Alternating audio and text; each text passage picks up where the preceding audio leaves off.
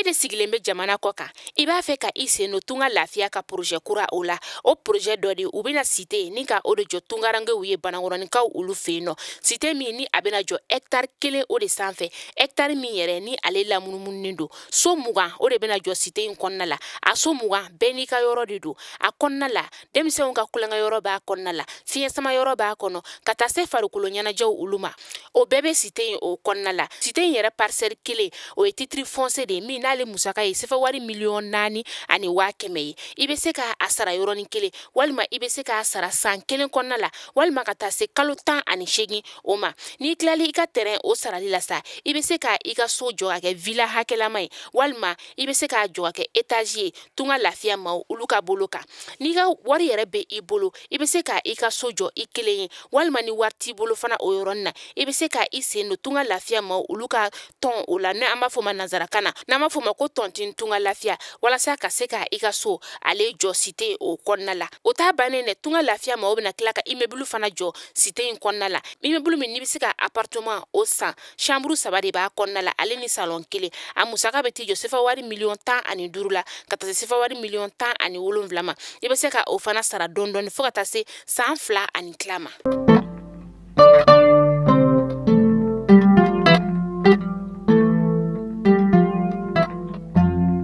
Bi tɛnɛ septembre kalo tile 19 san 2022 an bɛ aw bɛɛ lajɛlen fo yan fo aw sigiyɔrɔ la an aw ka wagati o cogoya la kunnafoni min na b'aw sigi k'a makɔnɔ Mali kunnafoni.net ale ye Jabarani ka ni y'o waati selen a y'o bisimila.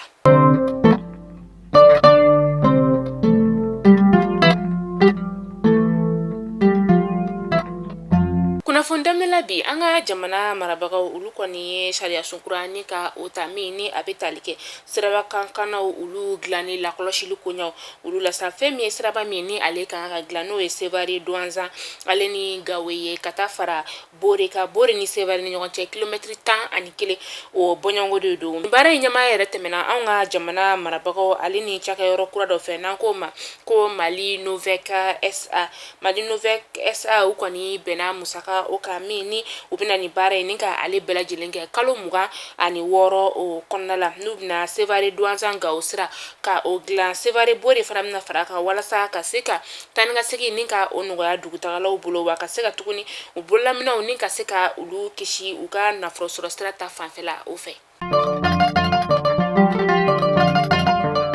Walasa diɲɛ seleke naani bɛɛ lajɛlen ka bɔ a kalama ka taa se Nations Unies o masaka ye k'a fɔ ko Faransi de kɔni kelen bɛ ka waleya jugu ta kan anw ka jamana ale kɔrɔyanfan o sɛgɛrɛ min ni anw ka jamana marabagaw kɔni ye damaga sɛbɛn ni ka o do Conseil de sécurité Nations Unies o kɔnɔna la Faransi ale juguya la ni Faransi kɔni bɛ ka waleya sugu bɛɛ lajɛlen kɛ walasa da kana se ka don nin kuma in na cogoya min na o de kɔnɔna la sa faraɲɔgɔnkan jɛkulu 15 min ni a ɲɛsinnen bɛ finti gansan ma olu ma n'u bɛɛ lajɛlen kɔni ye tungarankew olu de wa farafinw de fana don olu kɔni bɔra ni ka sɛbɛnfura kɛrɛnkɛrɛnnen ka o ɲɛsin fɛn min ye Nations Unies secrétaire général ale ma. Ni wagati na Gwanyo Kulibali ale de kɔni kɛra UR2 ye ale ɲɛma ye ale de bɛna ala ma hinɛna Sumaila Sise ale la ale de bɛna o dɔda ni ka o bila ni wagati na fɛn min ye Gwanyo Kulibali sa ale kɔni ni a jɛɲɔgɔnkɛ kɔni tun bɛ kiri tigilamaw olu ka bolo kan ka kiri kɔni a jara Gwanyo Kulibali la nka o n'a ta bɛɛ ani maa min kɔni tun bɛ kiriso la o y'a yira k'a fɔ ko ale ta kɔni o ma ban nka ni wagati na kɔni sigiyɔrɔ o bɛna di Gwanyo Kulibali ale ma. Karido septembre kalo tile 18 nɛgɛ kanɲɛ 7 wagati n'o bɛna sɔgɔmada ma sa fɛn min ye anw ka fintigilakaw ka bolimafɛn kɔni yɛlɛnna mugujugu kan min ni a pɛrɛnna n'u ye u dagayɔrɔ o yɛrɛ la Tɔnbɔkutukaw olu fɛ yen nɔ u ka fɔla sa ko u ka bolimafɛn yɛrɛ kɔni ale tun bɛ u ka kan de kɔnɔ n'u dagayɔrɔ yɛrɛ sa wagati min na u tun bɛna u ka kan ni ka o datugu sibirido septembre kalo tile 17 nɛgɛ kanɲɛ 18 o wagati la sa ni wagati in kɔni na bingani wale kɔni kɛra ka maa minnu sɛgɛrɛ sa a ma la maa 4 bɔɲɔngo olu de ye sɛbɛkɔrɔ jogina a maa 4 na sa tɔnboloma 2 n'o ye gendarme ye sa ka taa se polisi 1 ani fintigi gansan 1 ma u y'u bɛɛ lajɛlen ta ni ka taga n'u ye lapitaniso. An bɛ Amita ko kan kibaru la n'an taara ko kan kibaru la an bɛ taa Senegalikaw ka jamana o kɔnɔna la Macky Sall ale kɔni ye sigiyɔrɔ ni ka o di ministre ɲɛma ma nin wagati la Macky Sall min yɛrɛ ni ale kɔni tun kelen don ka ministre ɲɛma sigiyɔrɔ kɔni ni ka o bɔ a ka baara la kabini san 2019 ni a yɛrɛ kɔni bɛ o jɔyɔrɔ la nka nin wagati in na Macky Sall a ye sigiyɔrɔ ni ka o di a ka ministre min bɛ yen nɔ ni o ɲɛsinen bɛ a ka nafoloko koɲɛw ka taga se a ka jamana ni jamana wɛrɛ koɲɛbɔw olu ɲɛnabɔlen ma n'o ye Amadou Ba ye Amadou Ba an bɛ se ka fɔ sisan nɔ ale de kɔni ye u ka ministre ɲɛma ye.